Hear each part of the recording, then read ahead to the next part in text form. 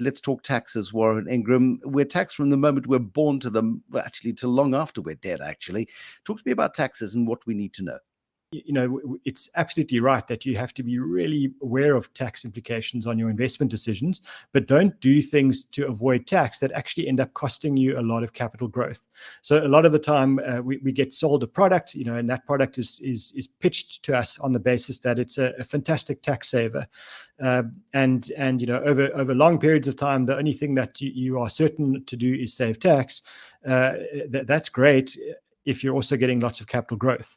But if the structure of the product is so expensive and so removed from your ability to generate capital growth, then actually saving tax becomes a really lousy personal finance investment decision, and all it does is make the product sellers very happy. The second big one is then on death taxes, Bruce. A lot of the time as people get older, they start to kind of see their mortality becoming a real thing, and their focus gets almost derailed again by saying, I don't want to pay any more death taxes than I have to, and again structuring their assets so that their estates are not taxed, unfortunately end up making very bad investment decisions, both for themselves and for their beneficiaries. So taxes is the thing that can help you if you're careful with your money and you pay the least amount of tax you must. And that's important. We all have to pay tax, but at the same time, don't focus so much on tax that you lose investment focus.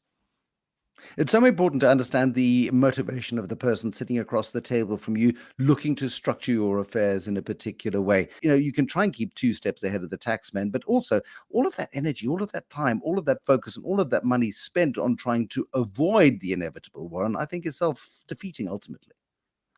I mean, we all know now the stories of the British comedians and the Colombian pop stars and the Spanish sports stars that have all been caught out trying to do really complex structures so that they pay, they avoid tax and end up getting caught by authorities. So they end up having to pay massive fines. Their reputations are in tatters, all because they were focused on tax and not on capital growth. I spoke to one of the richest people in the world, because those are the circles that I follow around. Some people call it stalking, but anyway, and one of the 1,000 richest people in the world on one of those rich lists. And I said to him, what makes you sleep well at night? And he said, I pay my taxes and I go to bed very comfortably at night, knowing that I'm never going to have a problem. So pay the least amount of tax you're required to do. That's important.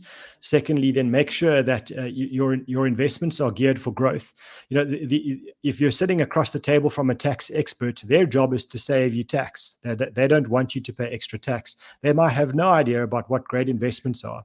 So make sure that you've got a good investment strategy, and then you get the tax person to help you implement the investment strategy. That's the right way to do it. Give me an action, Warren. What do we think about this week? Most countries around the world offer some kind of a good tax-free form of saving. Make sure that you're capitalizing on that. Make sure that you're optimizing whatever you're allowed to do by your government to get the most amount of growth, paying the least amount of tax. If you've done that, well done. That's job number 1 done.